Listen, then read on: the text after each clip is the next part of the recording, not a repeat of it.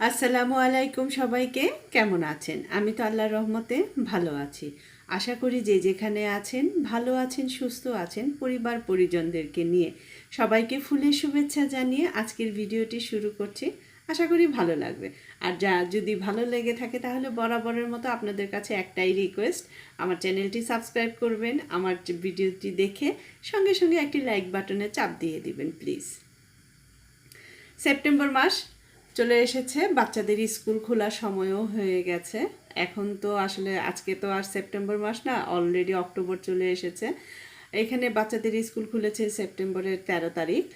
তো তাদের যে সারা বছরের খাতা, বই, পেন্সিল সব কিছু কেনার জন্য আমি আর আমার দুই কন্যা চলে গিয়েছিলাম আমাদের পাশের শহর বিল্লা সান্তায়। ওইখানে একটা বেশ বড় সড়ো কমার্শিয়াল মার্কেট আছে, ওখান থেকে কিনলে আর কি রিজনেবল প্রাইসে পড়ে। আর যেতেও খুব একটা বেশি লাগে না, 15-20 মিনিট লাগে আর কি বাস দিয়ে যেতে। এই জন্য চলে গেলাম ওইখানে।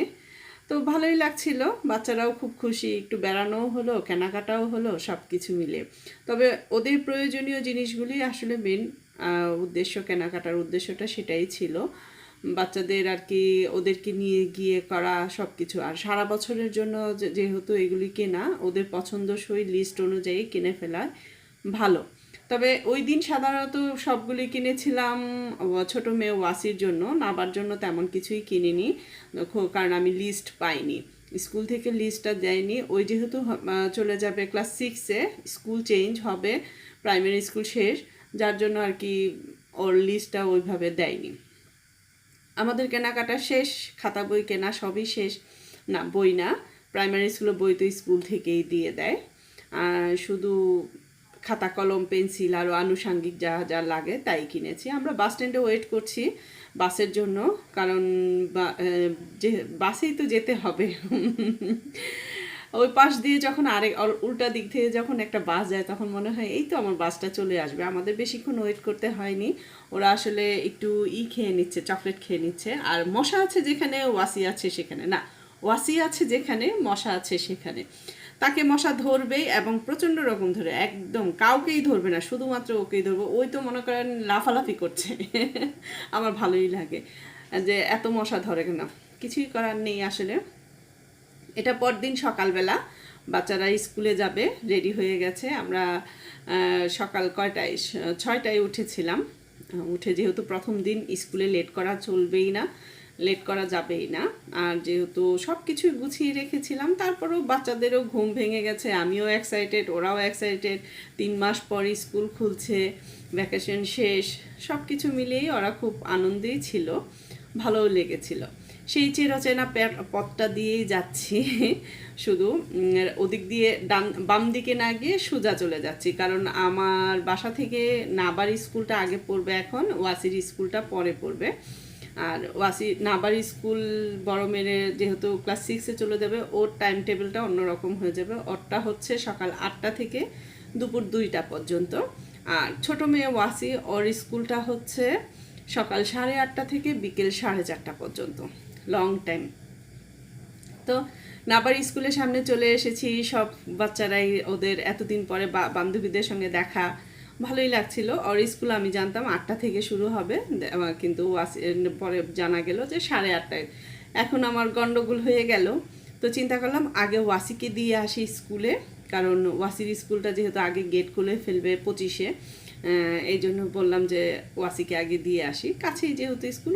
নাবাকে বললাম যে তুমি ওয়েট করো তোমার স্কুলের সামনে।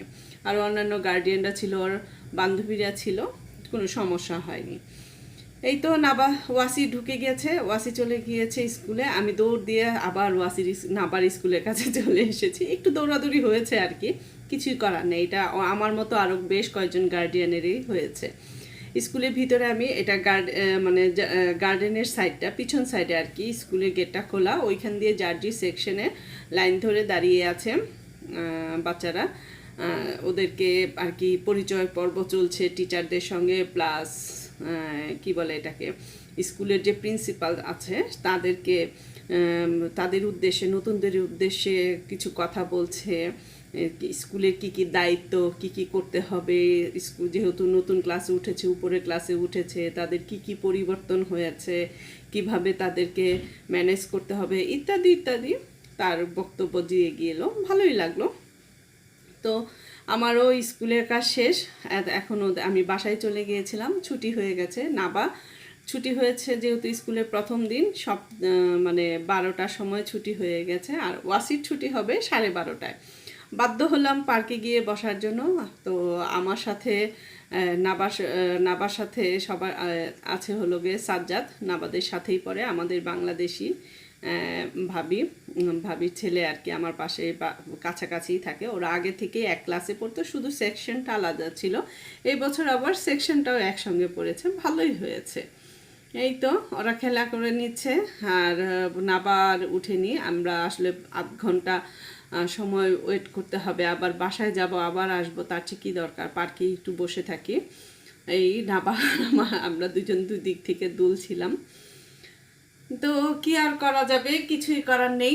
দোয়া করবেন আমার মেয়েগুলিদের জন্য, ওদের স্কুল জীবনটা যেহেতু শুরু হয়েছে নতুন করে আবার, বিশেষ করে নাবার অনেক পড়ার চাপ, অনেক দেখলাম। তো যাই হোক, আজকে তাহলে আপনাদের কাছ থেকে বিদায় নিচ্ছি। যদি আমাকে ভালো লাগে, আমার ভিডিওটি ভালো লাগে, আমার চ্যানেলটির পাশেই থাকবেন। আজকের জন্য আল্লাহ হাফেজ।